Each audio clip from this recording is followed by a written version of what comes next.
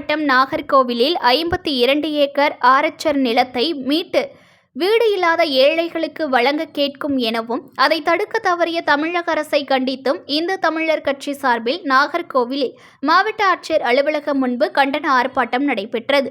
கன்னியாகுமரி மாவட்டத்தில் பண்டைய மன்னர்கள் காலத்தில் தூக்கு தண்டனை வழங்கும் போது தூக்கு தண்டனையை நிறைவேற்ற பணியாற்றும் பணியாளர்களுக்கு அப்போது மன்னர்களால் வழங்கப்பட்ட இடம்தான் ஆரச்சர் நிலம். இந்த 52 ஏக்கர் நிலத்தை மன்னர்கள் காலத்திற்கு பின்னர் இந்த இடம் சம்பந்தப்பட்ட மாநில அரசுகளின் கட்டுப்பாட்டில் வந்துவிட்டது. அரசின் நிர்வாக சீர்கேட்டால் நாகர்கோவிலில் உள்ள இந்த ஆரச்சர் நிலங்களை அதிகாரிகள் உதவியுடன் தனிநபர்கள் கைவசம் வந்துள்ளது. தற்போது அந்த நிலங்களை தனிநபர்கள் வீட்டு மனைகளாக மாற்றி விற்பனை செய்து வருகின்றனர்.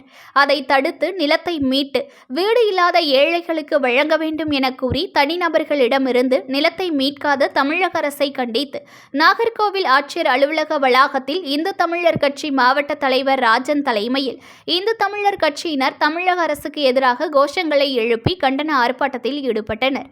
ஆர்ப்பாட்டத்தில் ஈடுபட்ட இந்து கட்சியினரை போலீசார் கைது செய்தனர்.